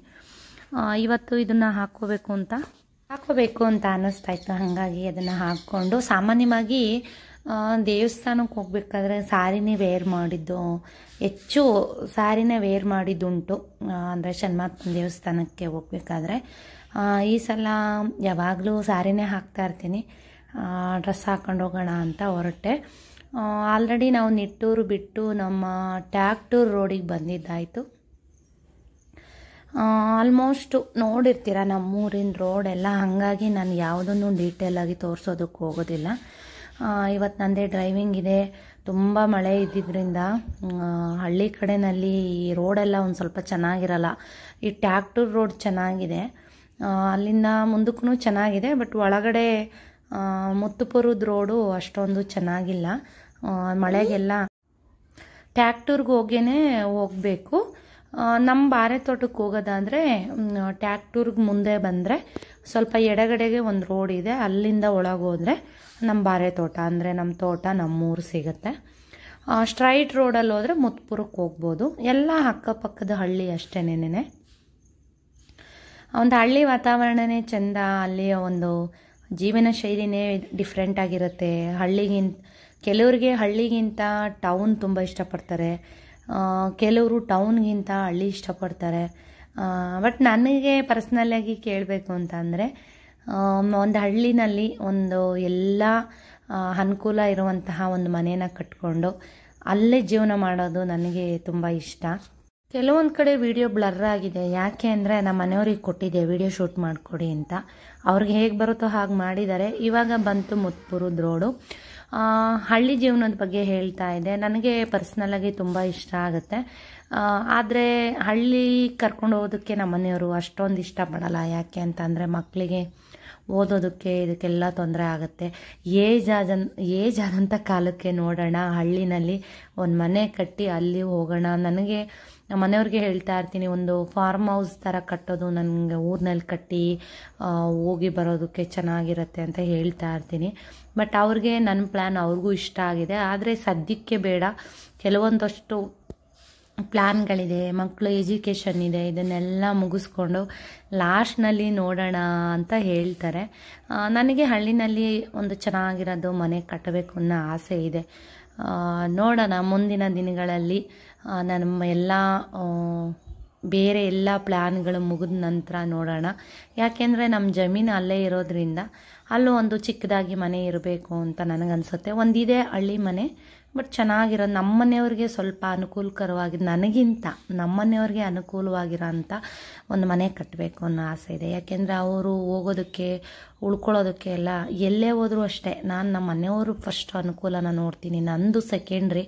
ಫಸ್ಟು ನಮ್ಮ ಮನೆಯವ್ರಿಗೆ ಅನುಕೂಲನ ನೋಡ್ತೀನಿ ಫಸ್ಟು. ಇವಾಗ ಬನ್ನಿ ದೇವಸ್ಥಾನಕ್ಕೆ ಬಂದ್ವಿ. ಇಲ್ಲಿ ತಾರೆ ಮರ ಇದೆ, ಅದ್ರ ಕೆಳಗಡೆ ಇಲ್ಲಿ ಪೂಜೆಗೆ ಬೇಕಾಗಿರೋಂಥ ಸಾಮಾನ್ಯ ಇವರಿಬ್ಬರು ಕೂಡ ಇಟ್ಕೊಂಡು ಮಾರ್ತಾ ಇರ್ತಾರೆ. ಅನಿವಾರ್ಯವಾಗಿ ತಂದಿಲ್ಲ ಅಂದರೆ ಇಲ್ಲೇ ತೊಗೋಬೋದು. ಶನಿವಾರದ ಹೊತ್ತು ಜನ ಸಾಮಾನ್ಯವಾಗಿ ಈ ದೇವಸ್ಥಾನದಲ್ಲಿ, ನಾನು ಹೇಳ್ತಾ ಇರೋದು ಈ ದೇವಸ್ಥಾನದಲ್ಲಿ ಶನಿವಾರದ ಹೊತ್ತು ಜನ ಇದ್ದೇ ಇರ್ತಾರೆ. ಯಾವಾಗಲೂ ಅಷ್ಟೇ, ಯಾವತ್ತು ಬಂದರೂ ಜನ ಇಲ್ಲ ಅನ್ನೋದೇ ಇಲ್ಲ. ಶ್ರಾವಣ ಮಾಸದಲ್ಲಿ ಬಂದ್ರಂತೂ ದೇವ್ರ ದರ್ಶನ ಮಾಡಬೇಕು ಅಂದರೆ ಈಚೆ ನಿಂತ್ಕೋಬೇಕು, ಅಷ್ಟು ರಶ್ ಇರುತ್ತೆ. ಪಕ್ಕದಲ್ಲಿ ಬಸವಣ್ಣನ ದೇವಸ್ಥಾನ ಕೂಡ ಇದೆ, ಅದನ್ನು ತೋರಿಸ್ತೀನಿ. ಶನಿದೇವರನ್ನ ತೋರಿಸೋದಕ್ಕೆ ನನಗೆ ತುಂಬ ಭಯ. ಯಾಕೆ ಅಂತ ಅಂದರೆ ನಿಮಗೆ ಗೊತ್ತೇ ಇದೆ, ಶನಿದೇವರ ದೃಷ್ಟಿ ಜಾಸ್ತಿ ಬೀಳಬಾರ್ದು ಅಂತ. ಹಾಗಾಗಿ ಮೂಲ ವಿಗ್ರಹನ ನಮಗೆ ವಿಡಿಯೋ ಮಾಡೋದಕ್ಕೆ ತುಂಬ ಭಯ. ಹಾಗಾಗಿ ನಾವು ಯಾವತ್ತೂ ಆ ಪ್ರಯತ್ನ ಕೂಡ ಮಾಡೋದಕ್ಕೆ ಹೋಗಲ್ಲ. ಯಾಕೆ ಅಂದರೆ ಶನಿದೇವರಿಗೆ ಕೋಪ ಜಾಸ್ತಿ ಅಂತ ಮೊದಲೇ ಹೇಳ್ತಾರೆ. ಯಾಕೆ ಸುಮ್ಮನೆ ದೇವರ ಒಂದು ಕೋಪಕ್ಕೆ ನಾವು ತುತ್ತಾಗೋದು ಅಂತ ನಾನು ಯಾವತ್ತೂ ಆ ಪ್ರಯತ್ನ ಕೂಡ ಮಾಡಿಲ್ಲ. ಹಿಂದಗಡೆ ಈ ದೇವಸ್ಥಾನದ ಹಿಂದಗಡೆ ನವಗ್ರಹ ದೇವಸ್ಥಾನ ಇದೆ. ಈಗ ನಾನು ಬರ್ತಾ ಇರೋದು ಬಸವಣ್ಣನ ದೇವಸ್ಥಾನ. ಅಂದರೆ ಅದು ರೀಸೆಂಟಾಗಿ ಓಪನ್ ಆಗಿರೋದು. ಅದರ ಪ್ಲ್ಯಾನ್ ಎಲ್ಲ ಕೂಡ ನಮ್ಮ ಮಾವನವ್ರದೇ. ದೇವಸ್ಥಾನ ತುಂಬ ಚೆನ್ನಾಗಿ ಮಾಡಿಸಿದ್ದಾರೆ. ನಮ್ಮ ಮಾವನವರು ಜಾಸ್ತಿ ದೇವಸ್ಥಾನ ಚೌಟ್ರಿಗಳೆಲ್ಲ ತುಂಬ ಚೆನ್ನಾಗಿ ಮಾಡಿರ್ತಾರೆ ಪ್ಲ್ಯಾನ್ಗಳು. ಮನೆಗಳು ಅಷ್ಟೇ, ಸುಮಾರು ಮನೆಗಳನ್ನು ಮಾಡಿಸಿದ್ದಾರೆ ಪ್ಲ್ಯಾನ್ಗಳು. ಒಂದು ದೇವಸ್ಥಾನಗಳೇ ಜಾಸ್ತಿ, ತುಂಬ ಹಳ್ಳಿ ಕಡೆಯಿಂದ ಎಲ್ಲ ದೇವಸ್ಥಾನಗಳೆಲ್ಲ ಜಾಸ್ತಿ ಮಾಡಿಸಿದ್ದಾರೆ. ಇವಾಗ ಏನು ತೋರಿಸ್ತಾ ಇದ್ದೀನಿ ಅಂದರೆ ಅಲ್ಲಿಂದ ಸೀದಾ ಗಟ್ಟಿ ಲೇಔಟಿಗೆ ಬಂದ್ವಿ. ಇದು ನಮ್ಮ ಅಂಗಡಿ, ಫಸ್ಟ್ ಇದ್ದಿದ್ದು ಅಂಗಡಿ ತೋರಿಸಿದ್ದೀನಿ. ಇಲ್ಲಿದ್ದೆಲ್ಲ ರ್ಯಾಕರ್ಸ್ ಎಲ್ಲ ಒಡಿಸಿ ತೆಗೆದುಬಿಟ್ಟು ಕ್ಲೀನ್ ಮಾಡಿಸ್ಬಿಟ್ಟಿದ್ದೀವಿ. ಇದನ್ನು ಕೂಡ ಪೇಂಟ್ ಮಾಡಿಸ್ಬಿಡೋಣ ಅಂತ ಹೇಳ್ಬಿಟ್ಟು. ಬಟ್ ಅಂಗಡಿ ಇದೆ, ಏನು ಪ್ರಯೋಜನ ಇಲ್ಲ. ಸದ್ಯಕ್ಕೆ ನಾವು ಅಂಗಡಿ ನಡೆಸ್ತಾ ಇಲ್ಲ, ಸುಮ್ಮನೆ ವೇಸ್ಟ್ ಆಗಿದೆ. ಇವಾಗ ಮೇಲ್ಗಡೆ ಬಂದೆ. ಇನ್ನೂ ಪೇಂಟ್ ಆಗೋದಕ್ಕೆ ತುಂಬ ದಿನಗಳೇ ಹಿಡಿಯುತ್ತೆ ಸ್ನೇಹಿತರೆ. ಇನ್ನೂ ಒಂದು ವಾರ ಹಿಡಿಬೋದು ಅನಿಸುತ್ತೆ. ಹೊರಗಡೆದೇ ಇನ್ನೂ ಕಂಪ್ಲೀಟ್ ಆಗಿಲ್ಲ. ಇಡೀ ಬಿಲ್ಡಿಂಗೇ ಮಾಡಿಸ್ತಾ ಇರೋದು. ಹೊರಗಡೆ ಮಾತ್ರ ನಮ್ಮ ಮಾವನವರು ಮಾಡಿಸ್ಬೇಕಾರೆ ಹೇಳಿ ಒಟ್ಟಿಗೆ ಮಾಡಿಸೋಣ ಅಂದರು. ಅದಕ್ಕೆ ಇಡೀ ಬಿಲ್ಡಿಂಗೇ ಮಾಡಿಸ್ತಾವೆ, 4 ಮನೆನೂ. ಆ ಕಡೆದು 2 ಮನೆ ಒಳಗಡೆ ಏನು ಮಾಡಿಸ್ತಾ ಇಲ್ಲ. ಈ ಕಡೆ ಮನೆ ಕೆಳಗಡೆ ಮನೆಯಲ್ಲಿ ಆಲ್ರೆಡಿ ನಾವು ಬಾಡಿಗೆ ಇದ್ದಾರೆ, ಅವ್ರೇನು ಖಾಲಿ ಮಾಡ್ತಾ ಇಲ್ಲ. ಮೇಲ್ಗಡೆ ಖಾಲಿ ಮಾಡಿದ್ರಿಂದ ಮತ್ತೆ ಬೇರೆಯವ್ರು ಬರೋದಕ್ಕೋಸ್ಕರ ಸ್ನೇಹಿತರೆ ಪೇಂಟ್ನ ಮಾಡಿಸ್ತಾ ಇರೋದು. ಮತ್ತೆ ಇವಾಗ ಮನೆಗೆ ಬಂದ್ವಿ. ಅನ್ನ ಮುದ್ದೆಗೆ ಇಟ್ಟಿದ್ದೀನಿ. ಇವಾಗ ಸ್ವಲ್ಪ ಹ್ಯಾಂಡ್ ವಾಶ್ ಮಾಡೋ ಅಂಥ ಬಟ್ಟೆಗಳು ಇದ್ದಾವೆ. ಸೀದಾ ಬಂದು ಗಟ್ಟಿ ಲೇಔಟ್ಗೆ ಹೋಗಿ ಪೇಂಟ್ ಎಲ್ಲ ಎಲ್ಲಿವರೆಗೂ ಬಂದಿದೆ ಅಂತ ನೋಡಿಕೊಂಡು, ಇನ್ನೂ ಸುಮಾರು ದಿವಸಗಳು ಹಿಡಿಯುತ್ತೆ, ಹೋಗ್ಬಿಟ್ಟು ಬಂದು ನಮ್ಮವ್ರಿಗೆ ಈಗ ತಾನೇ ವಾರ ಮುಗಿಸಿ ಅವರು ಬಟ್ಟೆ ವಾಶ್ ಮಾಡ್ತಾಯಿದ್ರು. ನಮ್ಮೆಲ್ಲರ ಮನೇಲೂ ವಾರ ಶನಿವಾರ ಅಂತ ಅಂದರೆ ಇವಾಗ ದೇವ್ರ ದರ್ಶನ ಆಯಿತು, ಮನಸ್ಸಿಗೆ ಒಂಥರ ಸಮಾಧಾನ ಆಯಿತು. ಎಲ್ಲ ಮುಗಿಸ್ಕೊಂಡ್ಬಂದು ಈಗ ಮನೆ ಕೆಲಸದ ಕಡೆ ನೋಡಬೇಕು. ಬಂದು ಪಾತ್ರೆಗಳಿದ್ದಾವೆ, ಇನ್ನು ಜೋಡಿಸೋ ಅಂಥವು ಪಾತ್ರೆ ಜೋಡಿಸ್ಬೇಕು. ಇನ್ನೊಂದು ಸ್ವಲ್ಪ ತೊಳೆಯೋವಿದ್ದಾವೆ, ತೊಳಿಬೇಕು. ಅಲ್ಲಿಂದ ಬಂದು ಅಡುಗೆ ಪ್ರಿಪೇರ್ ಮಾಡ್ತಾ ಇದ್ದೀನಿ. ಅಂದರೆ ತುಂಬ ಏನು ಟೈಮ್ ಆಗಲಿಲ್ಲ, ಹಿಂಗೆ ಹೋಗಿ ಹಿಂಗೆ ಬಂದ್ಬಿಟ್ವಿ, ದೂರ ಏನಿಲ್ಲ. ನಂದೇ ಡ್ರೈವಿಂಗ್ ಆಗಿದ್ದರಿಂದ ಬೇಗ ಹೋಗಿ ಬೇಗ ಬಂದ್ವಿ. ಅಲ್ಲೂ ಕೂಡ ಪೇಂಟಿಂಗ್ ಎಲ್ಲ ನಡೀತಾ ಇದೆ, ಅದನ್ನು ಎಲ್ಲ ನೋಡಿಕೊಂಡು ಏನೇನಾಗಿದೆ ಅಂತ ನೋಡಿಕೊಂಡು ಬಂದು ಇಲ್ಲಿ ಅಡುಗೆ ಪ್ರಿಪೇರ್ ಮಾಡ್ತಾಯಿದ್ದೀನಿ. ಸಾಂಬಾರಿದೆ, ಅದಕ್ಕೆ ರೈಸ್ ಮಾಡ್ಕೋತಾ ಇದ್ದೀನಿ. ಇವಾಗ ರೋಹಿತ್ ಬರೋದು ಇನ್ನೂ ಲೇಟಲ್ಲ, ಸಂಜೆಗೆ ಬರೋದು ಅವನು. ಪಾತ್ರೆಗಳೆಲ್ಲ ಜೋಡಿಸ್ಕೊಂಬಿಡೋಣ, ಬೆಳಗ್ಗೆ ವಾಶ್ ಮಾಡಿಟ್ಟು ಹೋಗಿದ್ದು ನೋಡಿ. ಇನ್ನೂ ಅಷ್ಟು ಪಾತ್ರೆಗಳು ತೊಳೆಯೋದಿದೆ, ಜೋಡಿಸೋದಿದೆ. ಹೀಗೆ ಮನೆ ಕೆಲಸಗಳು ಮುಗಿಯೋದೇ ಇಲ್ಲ. ಮತ್ತು ನನಗೆಲ್ಲಾದ್ರೂ ಈ ಥರ ಹೊರಗೆ ಹೋಗಿ ಬಂದ್ರಂತೂ ಕೆಲಸ ಬೇಗ ಸ್ಟೋರಿನ ನಿಮಗಾಗಿ ಶೇರ್ ಮಾಡ್ತಾ ಇದ್ದೀನಿ ಸ್ನೇಹಿತರೆ, ನೋಡ್ಕೊಂಬನ್ನಿ. ಸುಜಿತ್ ಹೇಗೆ ಹುಡ್ತಾ ಅನ್ನೋದೊಂದು ಸ್ಟೋರಿ. ಹಲೋ ಸ್ನೇಹಿತರೆ, ದೇವಸ್ಥಾನಕ್ಕೆ ಹೋಗಿ ಬಂದ ನಂತರ ಒಂದು ಸ್ಟೋರಿನ ಹೇಳ್ತೀನಿ ಅಂತ ಹೇಳಿದ್ನಲ್ವ ನಿಮಗೆ. ಸುಮಾರು ದಿವಸ ದೇವಸ್ಥಾನಕ್ಕೆ ಹೋಗಿ ಬಂದಾಗೆಲ್ಲ ಸುಜಿತ್ ಬಗ್ಗೆ ಹೇಳೋಣ, ಸುಜಿತ್ ಹೇಗೆ ಹುಡ್ತಾ ಏನು ಅಂತ ಸ್ವಲ್ಪ ಸ್ವಲ್ಪ ಹೇಳಿದ್ದೀನಿ. ಅಂದರೆ ಶನಿದೇವರ ಪ್ರಸಾದದಿಂದ ಹುಟ್ಟಿದ್ದು ಸುಜಿತ್ ಅಂತ ಎಷ್ಟೊಂದು ಸಲ ಹೇಳಿದ್ದೀನಲ್ವ. ಅದ್ರ ಸ್ಟೋರಿನ ನಾನು ಯಾವತ್ತೂ ನಿಮಗೆ ಕಂಪ್ಲೀಟಾಗಿ ಹೇಳಿಲ್ಲ. ಸುಮಾರು ಸಲ ಹೇಳ್ಕೊಳ್ಳೋಣ ಅನ್ಕೊಂತೀನಿ, ಶೇರ್ ಮಾಡೋಣ ಅಂತ ಅನ್ಕೊತೀನಿ. ಆದರೆ ಅದನ್ನ ಇಷ್ಟು ದಿನ ಆದರೂ ನನಗೆ ಶೇರ್ ಮಾಡೋಕ್ಕೆ ಟೈಮೇ ಸಿಕ್ಕಿಲ್ಲ. ಸುಮಾರು ಜನ ಕೇಳ್ತಾ ಇರ್ತೀರಾ, ಹೊಸ ವ್ಯೂವರ್ಸು ಕೇಳ್ತಾ ಇರ್ತೀರಾ, ಸುಜಿತ್ಗೂ ರೋಹಿತ್ಗೂ ಎಷ್ಟು ವರ್ಷ, ನಿಮ್ಮ ಮಕ್ಕಳಿಬ್ಬರ ನಡುವೆ ಎಷ್ಟು ವರ್ಷ ಡಿಫ್ರೆನ್ಸ್ ಇದೆ, ಏಜ್ ಡಿಫ್ರೆನ್ಸ್ ಅಂತ ಕೇಳ್ತಾ ಇರ್ತೀರಾ. ರೋಹಿತ್ಗೂ ಸುಜಿತ್ಗೂ ಮಧ್ಯೆ 14 ವರ್ಷ ಡಿಫ್ರೆನ್ಸ್ ಇದೆ. ಅಂದರೆ 2 ಜನ್ರೇಷನ್ ಗ್ಯಾಪ್ ಇದೆ. ಅಂದರೆ ಇವಾಗೆಲ್ಲ ಸ್ವಲ್ಪ ಲೇಟೇ ಮಕ್ಕಳು 2ನೇ ಮಗುಗೆ ಪ್ಲ್ಯಾನ್ ಮಾಡೋ ಅಂಥದ್ದು ತುಂಬ ಲೇಟೇ. ಆದರೆ ನಮಗೆ ಪ್ಲ್ಯಾನ್ನ ತುಂಬ ಮುಂದಕ್ಕೆ ಹಾಕಬೇಕು ಅನ್ನೋದಿರಲಿಲ್ಲ. ಮನೆಯವ್ರಿಗೆ ಏಟಾಗಿದ್ದರಿಂದ ಸ್ವಲ್ಪ ಮುಂದಕ್ಕೆ ಹಾಕಿದ್ವಿ, ತೊಂದರೆ ಏನೂ ಇಲ್ಲ. ಹೀಗೆ ಮಧ್ಯದಲ್ಲಿ ನನಗೆ ಡೇಟು ಮಿಸ್ ಆಗ್ತಾಯಿತ್ತು. ಮನೆ ಕಟ್ಟಿದ್ದಾಯಿತು, ಮನೆ ಕಟ್ಟೋಣ, ಆಮೇಲೆ ಅದು ತುಂಬ ಚಿಕ್ಕ ಮನೆ, ಬಾಣಂತನ ಮಾಡ್ಕೊಳ್ಳೋಕೆ ಜಾಗ ಇಲ್ಲ, ಹೀಗೆಲ್ಲ ಪ್ಲ್ಯಾನ್ ಮಾಡಿಕೊಂಡು ಹಿಂಗೆ ಮುಂದಕ್ಕೆ ಹಾಕ್ತಾ ಬರ್ತಾ ಇದ್ವಿ. ನಮ್ಮ ಮನೆಯವ್ರು ಸ್ವಲ್ಪ ಹುಷಾರಾದರೂ ಕೂಡ ಮನೆ ಎಲ್ಲ ಕಟ್ಟಿದ್ದಾಯಿತು. ನಂತರ ನನಗೆ ಏನಾಗ್ತಿತ್ತು ಅಂದರೆ ಡೇಟ್ ಮಿಸ್ ಆಗ್ತಾಯಿತ್ತು, ಮಧ್ಯದಲ್ಲಿ ಡೇಟ್ ಮಿಸ್ ಆಗ್ತಾಯಿತ್ತು. ಹಾಗಾದ್ಮೇಲೆ ನನಗೂ ಬೇಜಾರಾಗ್ತಾಯಿತ್ತು. ನಮ್ಮ ಮನೆಯವ್ರಿಗೂ ಸ್ವಲ್ಪ ಗೊತ್ತೇ ಇದೆ, ಹೆಣ್ಮಕ್ಳಿಗೆ 1 ಮಗು ಆದ ನಂತರ ಡೇಟ್ ಮಿಸ್ ಆಗ್ತಾಯಿದೆ ಅಂತ ಅಂದರೆ ಸ್ವಲ್ಪ ಎಲ್ರಿಗೂ ಅಷ್ಟೇ ಟೆನ್ಷನ್ನು, ಭಯ ಎಲ್ಲನೂ ಇರುತ್ತೆ. ನನಗೂ ಕೂಡ ಹಂಗೆ ಆಗ್ತಿತ್ತು. ಒಂದ್ಸಲ ಕೂತ್ಕೊಂಡು ನಮ್ಮ ಮನೆಯವ್ರಿಗೆ ಹೇಳಿದೆ, ರೀ ಆಪ್ರೇಷನ್ ಮಾಡಿಸ್ಕೊಂಬಿಡೋಣ, 2ನೇ ಮಗು ಬೇಡ ಅಂದಮೇಲೆ ಆಪ್ರೇಷನ್ ಮಾಡಿಸ್ಕೊಳ್ಳೋಣ, ಮತ್ತು ನಮ್ಗೆ ಯಾವಾಗಲೂ ಟೆನ್ಷನ್ ಆಗ್ತಾ ಇರುತ್ತೆ, 2 ದಿವಸ ಡೇಟ್ ಮಿಸ್ ಆದ್ರೂ ಭಯ ಆಗ್ತಾ ಇರುತ್ತೆ ಅಂತ ಹೇಳ್ತಾ ಇದ್ದೆ ನಮ್ಮ ಮನೆಯವ್ರಿಗೆ. ಸರಿ, ರೋಹಿತ್ 8th ಮುಗಿತಾ ಬಂದಿತ್ತು ಆಲ್ಮೋಸ್ಟು. ನಮ್ಮನೆಯವರು ನಾನು ಡಿಸೈಡ್ ಮಾಡೋಣ ಇವಾಗಲೇ, ಯಾಕೆ ಅಂತಂದರೆ ದೊಡ್ಡವನು ತುಂಬ PUC ಹಿಂಗೆಲ್ಲ ಹೋಗ್ಬಿಟ್ರೆ ಒಂಥರ ಬೇಜಾರಾಗುತ್ತೆ, ಬೇಡ, ಈ ಕರೆಕ್ಟ್ ಟೈಮ್ ಇದೆ, ನಾವು ಯಾವುದಕ್ಕೂ ಪ್ಲ್ಯಾನ್ ಮಾಡ್ಕೊಳ್ಳೋಣ ಅಂತ ಅಂದೆ ನನ್ನ ಮನೆಯವ್ರಿಗೆ. ಸರಿ ಅಂತ ನಾನು ನಮ್ಮ ಮನೆಯವ್ರು ಕೂತ್ಕೊಂಡು ಮಾತಾಡಿದ್ವಿ. ಆಪ್ರೇಷನ್ ಮಾಡಿಸೋದಾ ಅಥವಾ ಇನ್ನೊಂದು ಮಗು ಇಲ್ಲ ಹೆಂಗೆ ಅಂತ ಹೇಳ್ಬಿಟ್ಟು, ನಿಮ್ಮ ಅಪ್ಪ ಅಮ್ಮನ ಹತ್ರ ಒಂದ್ಸಲ ಮಾತಾಡು, ಕೇಳಿ ನೋಡು ಏನು ಹೇಳ್ತಾರೆ ಅಂತ ಅಂದರು. ನಮ್ಮ ಮನೆಯವ್ರಿಗಂತೂ 2ನೇ ಮಗು ಬೇಕು ಅಂತ ತುಂಬ ಆಸೆ ಇತ್ತು ಮೊದಲಿಂದನೂ. ನಾವು ಮನೆಯವ್ರು ಬೀಳೋಕ್ಕಿಂತ ಮುಂಚೆನೇ ಆಲ್ರೆಡಿ ನಾವು ಪ್ಲ್ಯಾನ್ ಮಾಡಿದ್ವಿ. ಮನೆಯವ್ರು ಬಿದ್ದಿದ್ದರಿಂದ, ಏಟಾಗಿದ್ದರಿಂದ ನಾವು ಆ ಪ್ಲ್ಯಾನ್ನ ಅಲ್ಲಿಗೆ ಕೈ ಬಿಟ್ವಿ. ಮಧ್ಯದಲ್ಲಿ ಇದೇ ಒಂದು ಕಾರಣಾಂತರದಿಂದ ಅದು ಇದು ಮನೆಯವ್ರನ್ನ ಆರೈಕೆ ಮಾಡೋದ್ರಿಂದ ಪ್ಲ್ಯಾನ್ ಮುಂದಕ್ಕೆ ಹೋಗ್ತಾಯಿತ್ತು. ಮತ್ತೆ ಸೈಡ್ ತೊಗೊಂಡ್ವಿ, ಮನೆ ಆಗಲಿ ಅಂತ ಹಿಂಗೆ ಮುಂದಕ್ಕೆ ಹಾಕ್ತಾಯಿದ್ವಿ. ಬಟ್ ಇವಾಗ ಅದನ್ನು ಮುಂದಕ್ಕೆ ಹಾಕೋದು ಬೇಡ ಅಂತ ಅಂದ್ಕೊಂಡು ನಮ್ಮ ಅಪ್ಪ ಅಮ್ಮನ ಕರೆದು ಮಾತಾಡಿದ್ವಿ. ಆಪ್ರೇಷನ್ ಮಾಡಿಸೋದ ಹೇಗೆ, ನಮ್ಮ ಅಪ್ಪಂಗೆ ಇಷ್ಟ ಇರಲಿಲ್ಲ. ಅದರಲ್ಲೂ ನಮ್ಮಪ್ಪ ಯಾವಾಗಲೂ ಅನ್ನೋರು, ನಮ್ಮ ತಂಗಿದಿರಿಗೆಲ್ಲ 2 ಮಕ್ಕಳು, ಇವಳಿಗೆ ಮಾತ್ರ ಒಂದು ಹಿಂಗಾಯಿತು ಹಂಗಾಯಿತು ಅಂತ ಹೀಗೆ ಹೇಳೋರು ಯಾವಾಗಲೂ. ಅದಕ್ಕೆ ಏನು ಮಾಡೋದಂತ ನಮ್ಮಪ್ಪ, ಇಲ್ಲ ನಮ್ಮಪ್ಪ ಅಮ್ಮ ಇಬ್ಬರು ಪರವಾಗಿಲ್ಲ, ರೋಹಿತ್ ದೊಡ್ಡವನಾದರೂ ಪರವಾಗಿಲ್ಲ, ಇನ್ನೊಂದು ಮಗು ಆದರೆ ಆಗಲಿ, ಬೇಕಾದರೆ ಆಪ್ರೇಷನ್ ಮಾಡಿಸೋಣ ಅಂತ ಅಂದರು. ಹ್ಞೂ ಅಂತ ಏನು ಮಾಡೋದು, ಏನೇ ಮಾಡಿದ್ರು ಕೂಡ ನಮ್ಮ ಮನೆಯವ್ರಿಗೆ ಮುತ್ತುಪುರದ ದೇವ್ರ ಮೇಲೆ ತುಂಬ ನಂಬಿಕೆ, ಶನ್ಮಾತ್ಮನ ಮೇಲೆ ತುಂಬ ನಂಬಿಕೆ. ಯಾಕೆಂದರೆ ನಮ್ಮೂರಿಗೆ ಯಾವಾಗಲೂ ಕರೆಸ್ತೀವಿ, ನಮ್ಮ ಕಷ್ಟ ಇಷ್ಟ ಎಲ್ಲನೂ ಶೇರ್ ಮಾಡಿರೋದು ದೇವರು, ಎಲ್ಲ ಈಡೇರಿಸಿರೋದು ಶನ್ಮಾತ್ಮ ದೇವರೇನೆ ನಮಗೆ. ಸರಿ ಅಂತ ಹೇಳಿಬಿಟ್ಟು ದೇವ್ರ ಹತ್ರ ಒಂದು ಪ್ರಶ್ನೆ ಕೇಳೋಣ, ಅಲ್ಲೇನು ಯಾರ ಮೈ ಮೇಲೂ ಬರಲ್ಲ, ಏನೂ ಇಲ್ಲ, ನಿಮ್ಗೆ ಇಷ್ಟ ಆಯಿತು ಅಂತಂದರೆ ನಾವು ಮೂಲ ವಿಗ್ರಹದಲ್ಲಿ ಹೂವು ಕೇಳಿದ್ರೆ ಪ್ರಸಾದ ಆಗುತ್ತೆ ಸ್ವಾಮಿ ಹತ್ರ. ಪ್ರಸಾದ ಆಯಿತು ಅಂದರೆ ಯಾವುದೇ ಕಾರಣಕ್ಕೂ 100% ನಮಗೆ ಯಾವುದೇ ರೀತಿಯಾದ ಅದು ಮೋಸ ಇಲ್ಲ, ಸುಳ್ಳಿಲ್ಲ, ಏನಿಲ್ಲ. ಗೊತ್ತಿದ್ದೀರಾ ಗೊತ್ತಿದೆ ಎಲ್ರಿಗೂ ಶನ್ಮಾತ್ಮ ಅಂದರೆ ಎಷ್ಟು ಸ್ಟ್ರಾಂಗ್ ದೇವರು, ಮತ್ತು ಎಷ್ಟು ಕೋಪ ಜಾಸ್ತಿ ದೇವ್ರಿಗೆ ಅಂತ ಎಲ್ಲರಿಗೂ ಗೊತ್ತಿದೆ. ಸರಿ ಅಂತ ನಂಬಿಕೆ ಇರೋದು ಅಲ್ಲೇ, ಇನ್ನೆಲ್ಲೂ ನಾವು ಹೋಗಲ್ಲ, ಬಿಟ್ಟರೆ ಮನೆ ದೇವ್ರಿಗೆ ಹೋಗ್ತೀವಿ. ಸರಿ ಅಂತ ಹೇಳ್ಬಿಟ್ಟು ಹೋದ್ವಿ, ನೋಡೋಣ ಡಿಸೈಡ್ ಮಾಡಿಕೊಂಡು ಹೋದ್ವಿ. ನಾನು ಆ ತಿಂಗಳು ಪೀರಿಯಡ್ ಆಗಿದ್ದೆ. ಪೀರಿಯಡ್ ಆಗಿ ಒಂದು 9 ಡೇಸ್ ಆಗಿತ್ತು, 9 ದಿವಸ ಆಗಿತ್ತು, 7 ದಿವಸ ಅಥವಾ 9 ದಿವಸ ಆಗಿತ್ತು. ಹೋದ್ವಿ ದೇವಸ್ಥಾನಕ್ಕೆ ಹೋಗಿ ನಮ್ಮ ಮನೆಯವರು ಪ್ರಶ್ನೆ ಕೇಳಿದ್ರು ದೇವ್ರ ಮುಂದೆ ಕೂತ್ಕೊಂಡು. ನಾನು ದೇವ್ರ ಮುಂದೆ ಕೂತಿದ್ದೆ, ಕೇಳಿದ್ವಿ, ಮಕ್ಕಳು ಇನ್ನೊಂದು ಮಗು ಆಗಲಿ ಅಂತಿದ್ದೀವಪ್ಪ, ಆಗೋದೋ ಬೇಡವೋ ಅಂತ ಕೇಳಿದಕ್ಕೆ ತಟ್ಟಂತ ಸ್ವಾಮಿ ಏನು ಪ್ರಸಾದ ಕೊಟ್ಟರು ಅಂದರೆ ಬೇಡ ಮಗು ಅಂತ ಎಡಗಡೆ ಪ್ರಸಾದ ಕೊಟ್ಟರು. ಇದೇನಪ್ಪ ದೇವರು ಎಡಗಡೆ ಪ್ರಸಾದ ಕೊಟ್ಬಿಡ್ತಲ್ಲ, ಅದರ ಅರ್ಥ ಏನು ಅಂತ ನಮಗೆ ಮುಂದಕ್ಕೆ ಗೊತ್ತಾಯಿತು.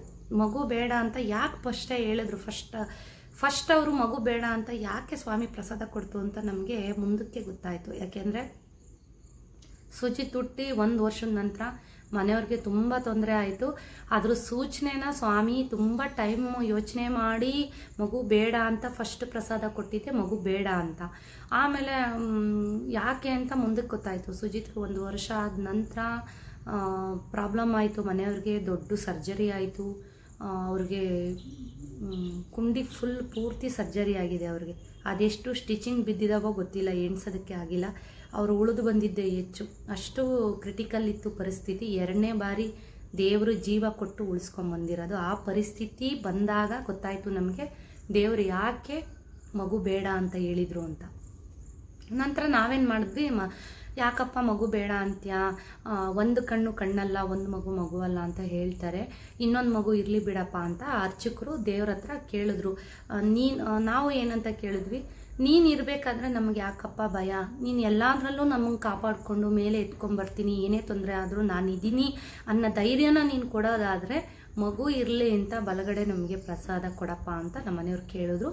ತಟ್ಟಂತ ಪ್ರಸಾದ ಬಲಗಡೆ ಆಯಿತು. ಅಂದರೆ ಏನೇ ಮುಂದಕ್ಕೆ ತೊಂದರೆ ಆದರೂ ನಾನಿದ್ದೀನಿ ಅಂತ ಸ್ವಾಮಿಗೆ ನಾವು ಒಪ್ಪಿಸಿ ಆಮೇಲೆ ಆಯಿತು, ಬಲಗಡೆ ಪ್ರಸಾದ ಆಯಿತು, ಖುಷಿ ಆಯಿತು.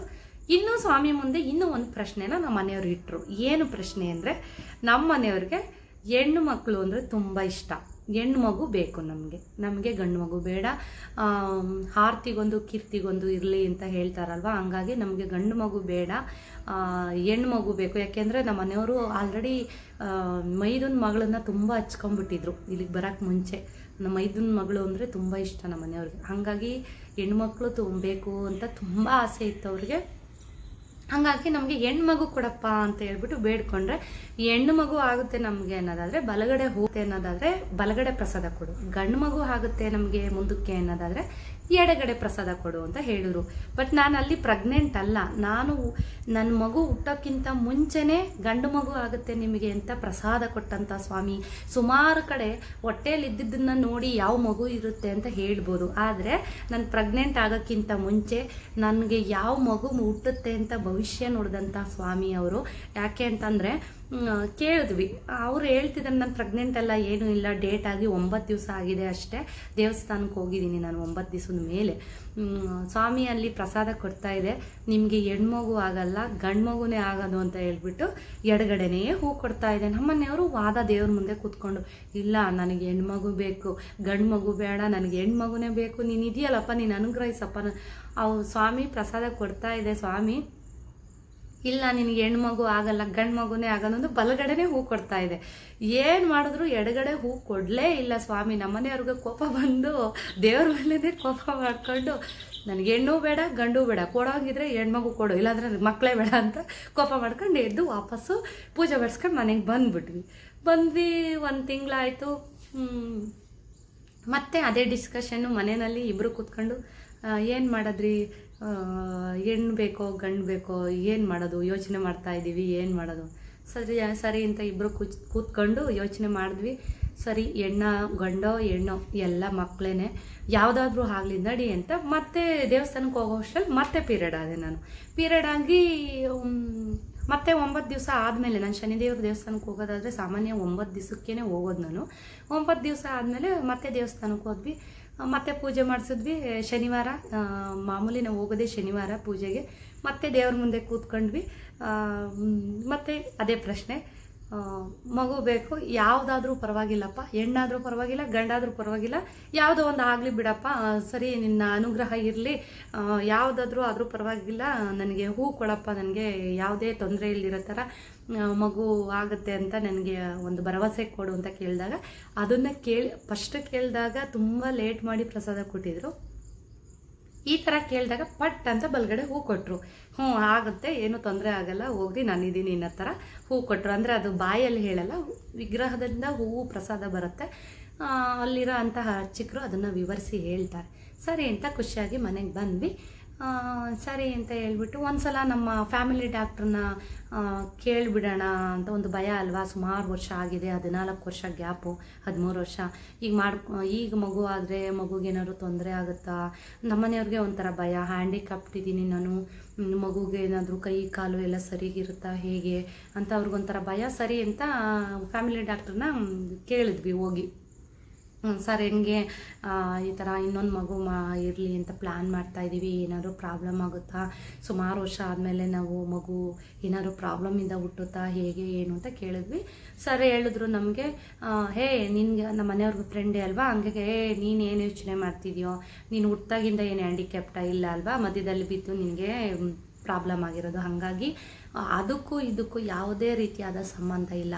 ಅಂದರೆ ಮಗು ಹುಟ್ಟೋದಕ್ಕೂ ನಿನಗೆ ಹ್ಯಾಂಡಿಕ್ಯಾಪ್ಟ್ ಆಗಿರೋದಕ್ಕೂ, ನೀನು ಹುಟ್ಟುತ್ತಲೇ ನೀನು ಹಾಗೆ ಹುಟ್ಟಿದ್ರೆ ಏನು ಬರ್ಬೋದು ಅಂತ ಹೇಳ್ಬೋದಿತ್ತು. ಆದರೆ ನೀನು ಮಧ್ಯದಲ್ಲಿ ಹೇಟ್ ಮಾಡ್ಕೊಂಡಿರೋದ್ರಿಂದ ಏನು ತೊಂದರೆ ಇಲ್ಲ, ಅದಕ್ಕೂ ಇದಕ್ಕೂ ಸಂಬಂಧ ಇಲ್ಲ, ರೈಟ್ ಟೈಮ್ ಇದೆ, ನೀವು ಮಗು ಮಾಡ್ಕೋಬೇಕು ಅನ್ನೋದಿದ್ರೆ ನೀವು ಈ ಟೈಮಲ್ಲಿ ಪ್ಲ್ಯಾನ್ ಮಾಡ್ಕೊಳ್ಳಿ, ಪರವಾಗಿಲ್ಲ. ರೋಹಿತ್ಗೆ ಒಂದು 8ನೇ ಕ್ಲಾಸ್ ಇದ್ದಾನೆ, 8th ಇದ್ದಾನೆ, ಪರವಾಗಿಲ್ಲ ಮಾಡ್ಕೊಳ್ಳಿ ಅಂತ ಅಂದರು, ಪ್ಲ್ಯಾನ್ ಮಾಡ್ಕೊಳ್ಳಿ ಅಂತ ಅಂದರು. ಸರಿ ಅಂತ ಹೇಳ್ಬಿಟ್ಟು ಸುಮ್ಮನಾದ್ವಿ. ನೆಕ್ಸ್ಟು ಇನ್ನು ದೇವಸ್ಥಾನಕ್ಕೆ ಹೋಗ್ಬೇಕಾದ್ರೆ ನಾನು ಡೇಟ್ ಆಗಿದ್ದು 9 ದಿವಸ ಆಗಿತ್ತು. ನೆಕ್ಸ್ಟು ಮಂತ್ಗೆ ನಾನು ಡೇಟ್ ಮಿಸ್ ಆಯಿತು, 5-6 ದಿನ ಆಯಿತು, ಡೇಟ್ ಮೇಲೆ 5-6 ದಿವಸ ಆಯಿತು. ನೋಡೋಣ ಅಂತ ಹೇಳ್ಬಿಟ್ಟು ಚೆಕ್ ಮಾಡಿದ್ವಿ. ಪ್ರೆಗ್ನೆನ್ಸಿ ಟೆಸ್ಟ್ ಈ ಮೆಡಿಕಲ್ ಶಾಪಲ್ಲೆಲ್ಲ ಸಿಗುತ್ತಲ್ವ, ಅದನ್ನು ತಂದು ಚೆಕ್ ಮಾಡಿ ಡಾಕ್ಟ್ರಿಗೆ ತೋರಿಸಿದ್ವಿ, ಫ್ಯಾಮಿಲಿ ಡಾಕ್ಟ್ರಿಗೆ. ಪಾಸಿಟಿವ್ ಬಂತು. ಒಂದೇ ತಿಂಗಳಿಗೆ ಸ್ವಾಮಿ ಏನು ಅನುಗ್ರಹ ಕೊಟ್ಟಿದ್ರು, ಒಂದೇ ತಿಂಗಳಿಗೆ ನಾನು ಪ್ರೆಗ್ನೆಂಟ್ ಆಗಿದೆ. ತುಂಬ ಖುಷಿ ಆಯಿತು. ಯಾಕೆಂದರೆ ನನಗಿಂತ ನಮ್ಮ ಮನೆಯವ್ರಿಗೆ ಇನ್ನೊಂದು ಮಗು ಬೇಕು ಅಂತ ತುಂಬ ಆಸೆ ಇಟ್ಕೊಂಡಿದ್ರು. ಅವ್ರು ಯಾವುದೇ ಒಂದು ಆಸೆನ ನಾನು ನಿಜವಾಗ್ಲೂ ನಾನು ಬೇಡ ಅಂತ ಹೇಳಲ್ಲ. ಅವ್ರು ಏನು ಇಷ್ಟಪಡ್ತಾರೆ ಹಂಗೆ, ಅವ್ರು ಏನನ್ನ ಈ ಥರ ಮಾಡ್ಕೊಂಡು ಹೋಗೋಣ, ಯಾವುದೇ ಕೆಲಸದಲ್ಲಾಗಲಿ ಈ ಥರ ಮಾಡೋಣ, ಈ ಥರ ಬಿಡೋಣ, ನಾನು ಒಪ್ಕೋತೀನಿ. ಯಾಕೆಂದರೆ ಎಲ್ಲ ಯೋಚನೆನೂ ಕರೆಕ್ಟಾಗಿ ಯೋಚನೆ ಮಾಡಿ ಹೇಳಿರ್ತಾರೆ ಅಂತ. ಆಮೇಲೆ ಚೆಕ್ ಮಾಡಿದ್ವಿ, ಅವ್ರಿಷ್ಟ ಯಾಕೆ ನಾನು ಬೇಡ ಅನ್ನಲಿ ಅಂತ. ಸರಿ ದೇವ್ರಿಗೆ ನಾನು ಫಸ್ಟು ಮೊದಲಿಂದನೂ ಯೋಚನೆ, ಯಾಕೆಂದರೆ ಇನ್ನೊಂದು ಮಗು ಮಾಡ್ಕೊಳ್ಳೋಕ್ಕಿಂತ ಮುಂಚೆ ಅಮ್ಮಂಗೆ ಕ್ಯಾನ್ಸರ್ ಆಗಿದೆ, ಬ್ರೆಸ್ಟ್ ತೆಗ್ದಿದ್ದಾರೆ, ಒಂದು ಕೈ ಆಗಲ್ಲ, ನಮ್ಮ ಮನೆಯವ್ರು ನೋಡ್ಕೊತಾರೆ ಅಂದರೆ ಇವ್ರಿಗೆ ಹಿಂಗಿದೆ, ಅಮ್ಮ ಬಂದಿಲ್ಲಿ ಇರ್ತಾರೋ, ಯಾಕೆಂದರೆ ಅವ್ರು ಯಾವಾಗಲೂ ಬೇರೆಯವ್ರ ಮನೇಲಿ ಇರಲ್ಲ. ಬೇರೆಯವ್ರ ಮನೆ ಅಂದರೆ ಮಗಳ ಮನೇಲಿ ಕೂಡ ಇರಲ್ಲ ಜಾಸ್ತಿ, ಅವರು ತೋಟ ಮನೆ, ನಮ್ಮ ಅಪ್ಪನ ನೋಡ್ಕೋಬೇಕು, ಅವ್ರಿಗೂ ಶುಗರು BP ಎಲ್ಲ ಇದೆ, ಏನಂತಾರಪ್ಪ ಬರ್ತಾರೋ ಇಲ್ವೋ ಏನು ಅಂತ ಹೇಳ್ಬಿಟ್ಟು ನಮ್ಮ ಅಮ್ಮಂಗೆ ಫೋನ್ ಮಾಡಿ ತೋರಿಸ್ದೆ, ಹೇಳಿದೆ, ಈ ಥರ ಪಾಸಿಟಿವ್ ಬಂದಿದೆ, 1 ತಿಂಗಳಾಗಿದೆ ಅಂತಂದೆ. ಅಮ್ಮನೂ ಖುಷಿಪಟ್ಟರು, ಸರಿ ಬಿಡು ಆಗಲಿ, ಹೆಂಗೋ ದೇವ್ರು ಇಟ್ಟಂಗೆ ಆಗುತ್ತೆ ಅಂತ ಹೇಳ್ಬಿಟ್ಟು. ಅವ್ರಿಗೆ ಎಲ್ಲರಿಗಿಂತ ಭಯ ನನಗೆ, ಯಾಕೆಂದರೆ ನಮ್ಮನೆ ಸಿಚುವೇಶನ್ ಏನು ಅನ್ನೋದು ನನಗೆ ಗೊತ್ತು. ಮನೆಯವ್ರಿಗೆ ಜಾಸ್ತಿ ಕೆಲಸ ಮಾಡಿದ್ರೆ ಆಗಲ್ಲ, ಅದು ತುಂಬ ಭಯ ಆಯಿತು ನನಗೆ. ಒಂದು ಕಡೆ ನನಗಂತೂ ತುಂಬ ಭಯ ಇತ್ತು, ತುಂಬ ಯೋಚನೆ ಮಾಡಿ ಮಾಡಿ ಮಾಡಿ ಫೈನಲಿಗೆ, ಯಾಕೆಂದರೆ ನಮ್ಮ ಸಿಚುವೇಶನ್ ಏನು ಅಂತ ನನಗೆ ಗೊತ್ತಿತ್ತು. ಅಮ್ಮ ಹಿಂಗೆ, ಅವರು ನೋಡ್ಕೊಳಕ್ಕಾಗಲ್ಲ ಅಂತ ನನಗೆ ಮೊದಲೇ ಗೊತ್ತಿತ್ತು. ಮನೆಯವ್ರು ಹಿಂಗೆ, ಇವರೇನಾದ್ರು ಹೆಚ್ಚು ಕೆಲಸ ಮಾಡ್ಕೊಂಡು ಏನಾದರೂ ಮಾಡ್ಕೊಂಬಿಟ್ರೆ ಏನಪ್ಪ ಮಾಡೋದು ಅಂತ ಯೋಚನೆ ಮಾಡಿ, ಇರಲೋ ಬೇಡವೋ ಅಂತ ತುಂಬ ಯೋಚನೆ ಮಾಡಿದ್ದೀನಿ. ಸುಮಾರು ವರ್ಷಗಳಿಂದನೂ ಯೋಚನೆ ಮಾಡಿದ್ದೀನಿ. ಇನ್ನೊಂದು ಮಗು ಇಷ್ಟ ಇದ್ದರೂ ಕೂಡ ಮಾಡ್ಕೊಳ್ಳೋದೋ ಬೇಡವೋ ಅಂತ ಸುಮಾರು ಯೋಚನೆ ಮಾಡಿದ್ದೀನಿ. ಸರಿ ದೇವ್ರ ಮೇಲೆ ಭಾರ ಹಾಕಿ ಆಗಿದ್ದಾಗೋಗ್ಲಿ ಇರಲಿ ಅಂತ ಅವ್ರಿಗೆ ಆಸೆ ಜಾಸ್ತಿ. ಅಂತ ಸುಮ್ಮನಾದ್ವಿ. ಪಾಸಿಟಿವ್ ಬಂತು, ಮತ್ತು ಚೆಕಪ್ ಮಾಡಿಸಿದ್ವಿ. ಹೋಗಿ ಫಸ್ಟು ಅಭಿನಂದನ ಹಾಸ್ಪಿಟ್ಲಲ್ಲಿ ಚೆಕ್ ಮಾಡಿಸಿದ್ವಿ.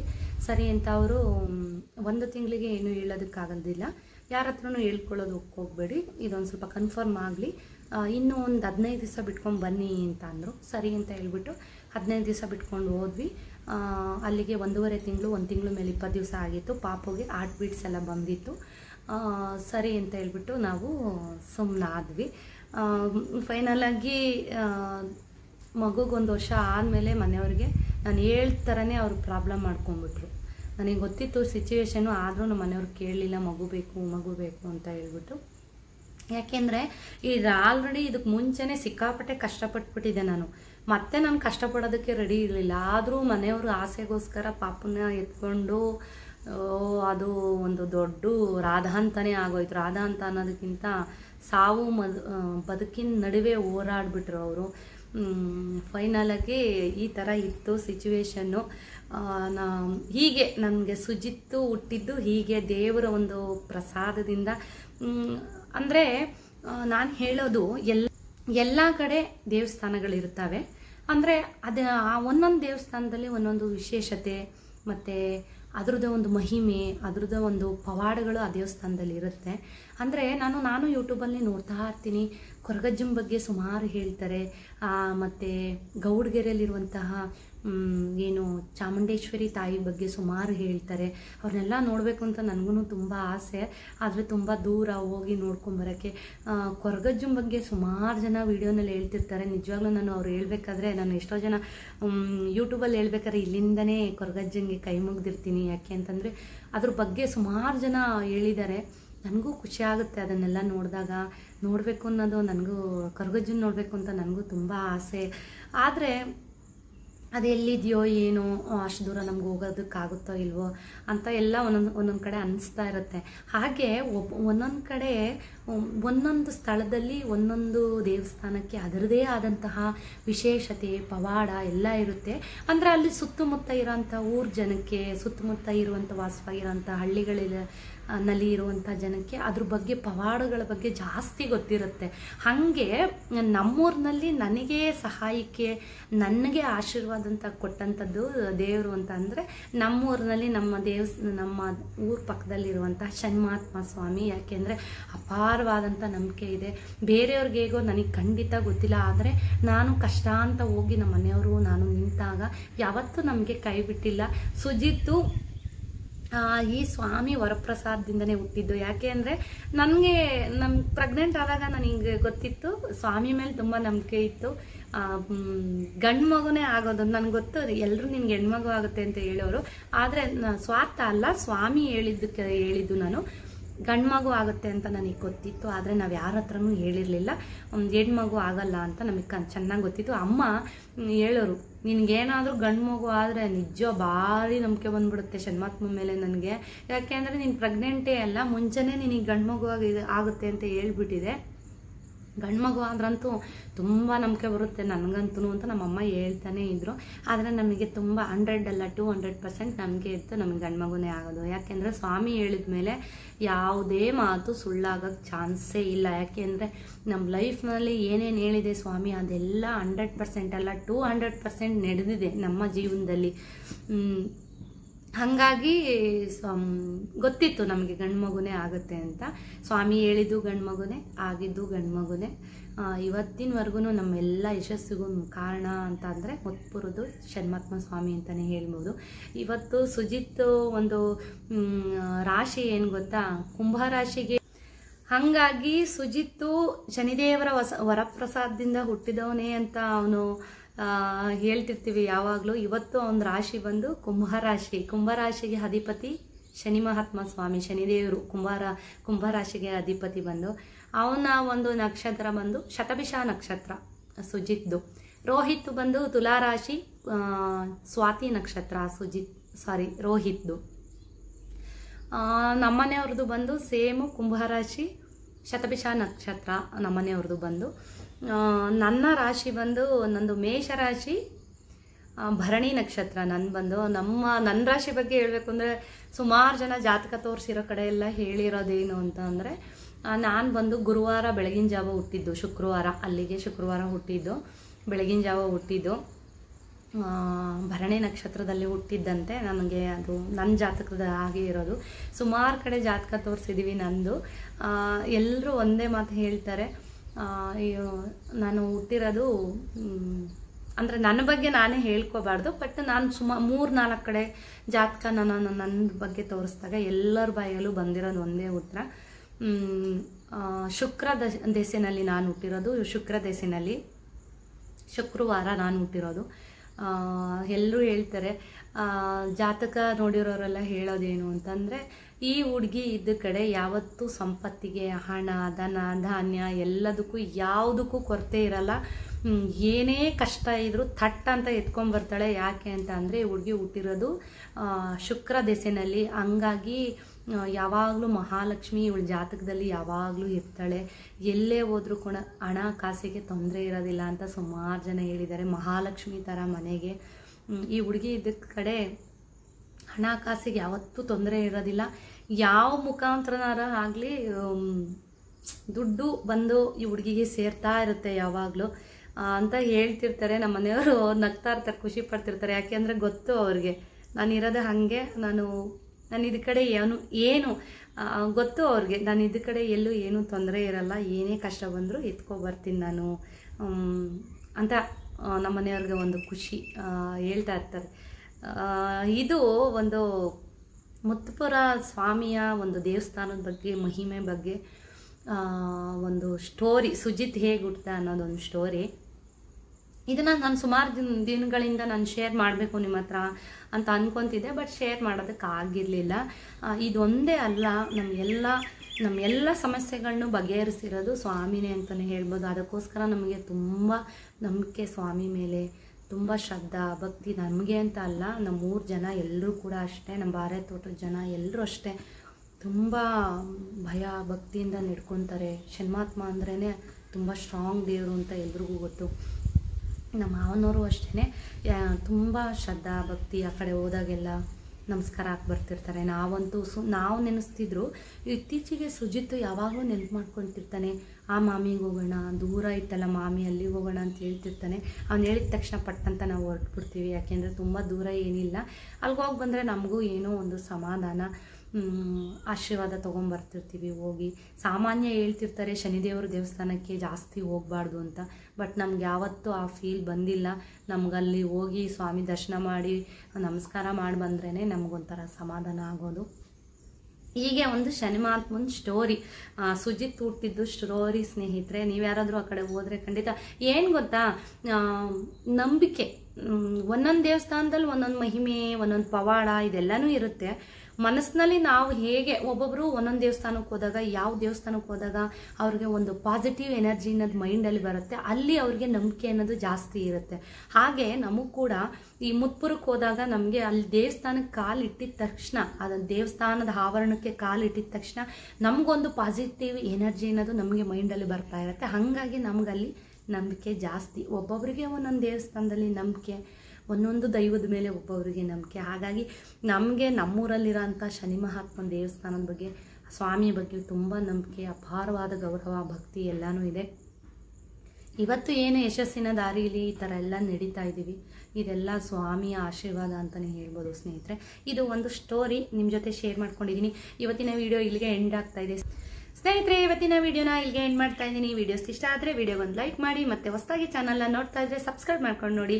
ಅನಿಸಿಕೆ ಅಭಿಪ್ರಾಯನ ಕಮೆಂಟ್ ಮುಖಾಂತರ ತಿಳಿಸಿ. ಮತ್ತೆ ಸಿಗೋಣ ಮುಂದಿನ ವಿಡಿಯೋಗಳಲ್ಲಿ. ಅಲ್ಲಿವರೆಗೂ ನಮಸ್ಕಾರ.